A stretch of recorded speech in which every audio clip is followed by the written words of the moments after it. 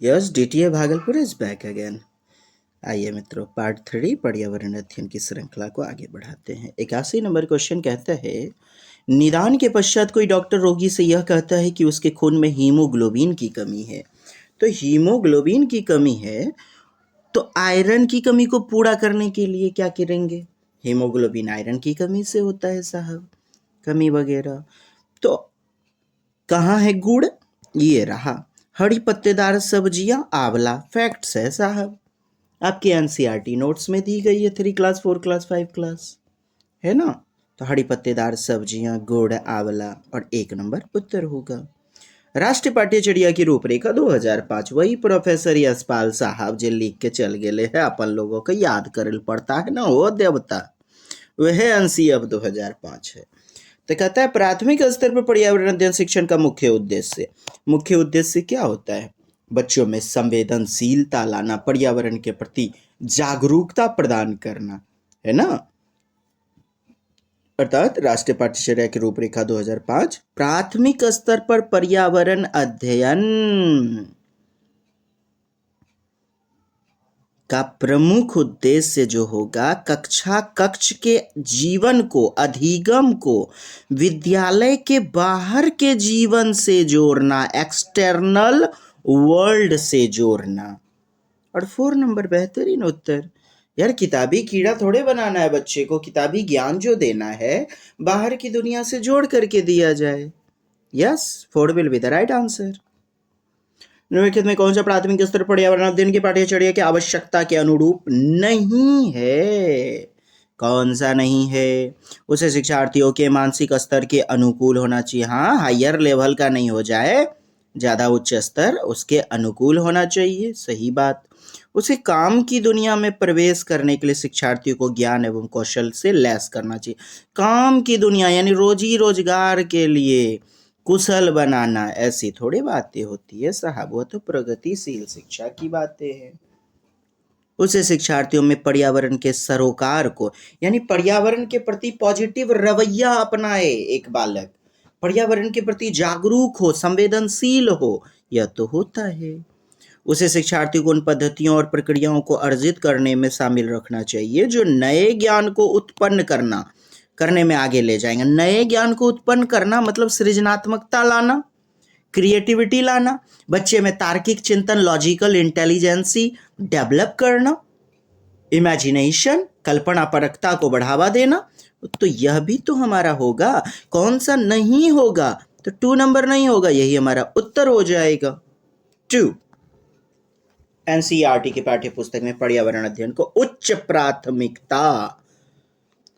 प्राथमिकता और स्थान दिया गया है। उच्च प्राथमिक स्थान दिया गया है, क्यों दिया गया है साहब?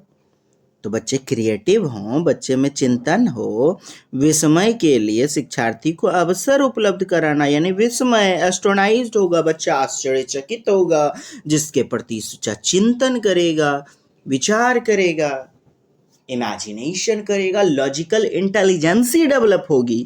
कितना बेहतरीन है 3 नंबर विकल्प। अधिक संख्या में अभ्यास ना, विषय की आधारभूत संकल्पना की व्याख्या, लेक्चर मेथड, तकनीकी शब्दावली, यार रट्टा मार चलता है, परिभाषा, शब्दावली वगैरह। 3 नंबर हमारा उत्तर होगा। पर्यावरण अध्ययन की पाठ्य पुस्तकों में कविताओं और कहानियों को शामिल करने का निम्नलिखित में कौन सा उद्देश्य नहीं है? हाँ जी देवता पितर लोग, देखिए कहता है कौन सा उद्देश्य नहीं है। आनंद और मजा उपलब्ध कराना। घर में भी तो प्लेग्राउंड है, अगल बगल पड़ोसिया गोतिया से, लुतनिया से बेचारा खेलेगा जा करके, गुडवा से, छोटवा से, हाँ, वहाँ भी तो मजा उपलब्ध करवाया जाएगा। तो आनंदे लेने आता है, माना मजा लेने, होशियारी करने आता है बच्चा का हो। कौन सा नहीं है? यही नहीं है। नित्य और एक रस विषय वस्तु में बदलाव, हाँ जी, तरह तरह की क्रिएटिविटी, इसीलिए तो एक्टिविटी करवाए जाते हैं। विषय में रुचि, इंटरेस्ट, थ्योरी ऑफ इंटरेस्टनेस, रुचि का सिद्धांत, बिल्कुल होगा। कल्पनाशीलता, सृजनात्मकता, बिल्कुल होगा। कौन नहीं होगा? 4 नंबर नहीं होगा। बढ़े आगे। यस, पर्यावरण अध्ययन की एक अच्छे पाठ्यचर्या, करिकुलम जो है, को बच्चे के प्रति सही जीवन के प्रति सही और विषय के प्रति सही होना चाहिए। यस, पाठ्य पुस्तकें, पाठ्यचर्या बच्चे के हिसाब से होनी चाहिए, बच्चे के लिए होनी चाहिए, है ना। तभी तो बाल केंद्रित शिक्षण प्रणाली कहोगे आप।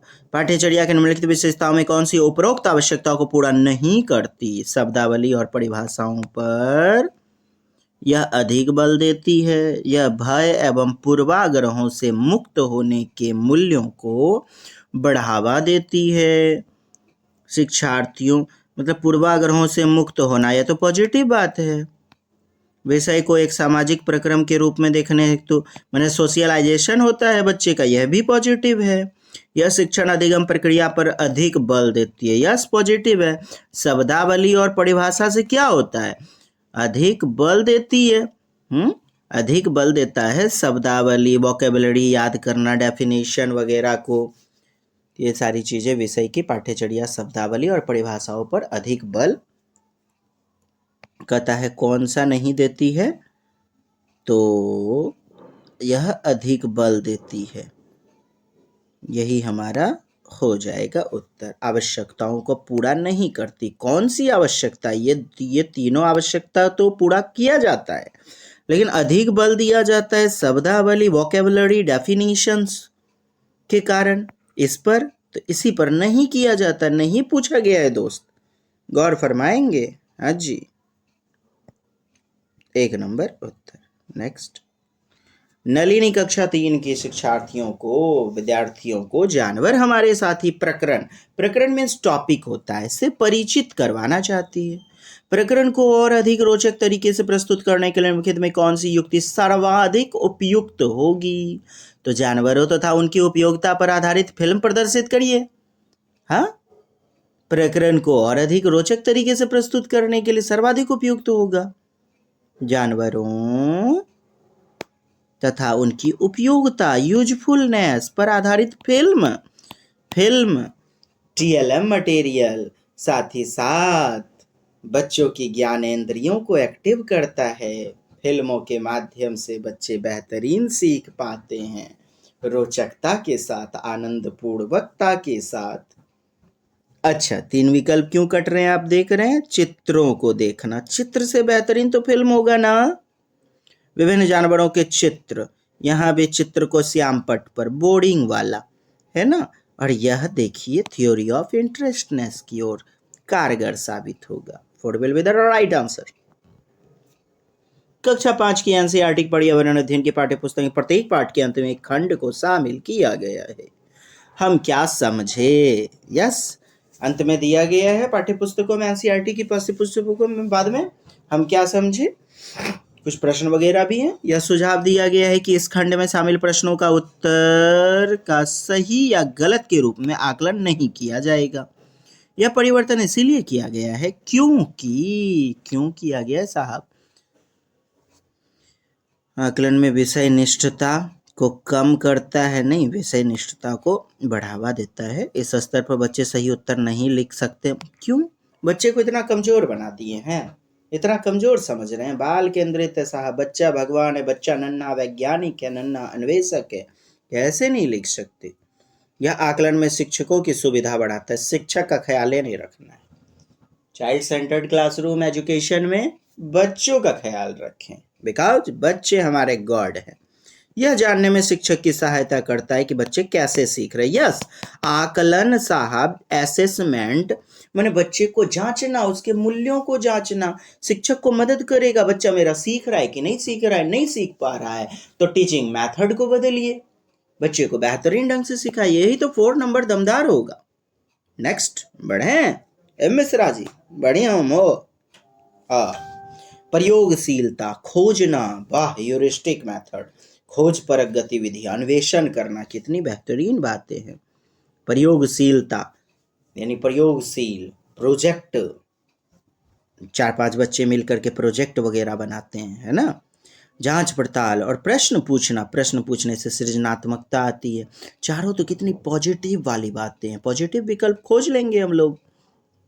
पर्यावरण अध्ययन के सक्रिय अधिगम, एक्टिव लर्निंग के अनिवार्य तत्वों का निर्माण करते हैं। एक शिक्षक खाना जो हम खाना चाहिए, खाना जो हम खाते हैं की संकल्पना यानी उसके कॉन्सेप्ट को के बारे में बताने के निम्नलिखित गतिविधि की व्यवस्था करता है। ठीक, प्रकरण पर एक वीडियो दिखाता है, श्याम पट्ट पर उस सभी भोज्य पदार्थों के चित्र बनाता। श्याम पट्ट से तो बढ़िया वीडियो वगैरह दिखा सकता है। विभिन्न भोज्य पदार्थों के उदाहरण देता है, प्रत्येक में अनिवार्य तत्व बताता है, इससे भी बेहतरीन एक ही है। शिक्षार्थियों से कहता है कि सभी संभावित स्रोतों से संबंधित जानकारी एकत्र करें। सभी संभावित दे लीजिए, सभी संभावित स्रोत में वीडियो भी आ गया, चित्र भी आ गया, भोज्य पदार्थ चित्र वगैरह सारी चीजें आ गया। 4 नंबर हमारा दमदार होगा। तीनों इसमें इंक्लूड हो गए 4 नंबर में, क्यों नहीं, हम बेहतरीन लेंगे इसे। उपरोक्त 4 गतिविधि में कौन सी सक्रिय अधिगम को संतुष्ट करती है?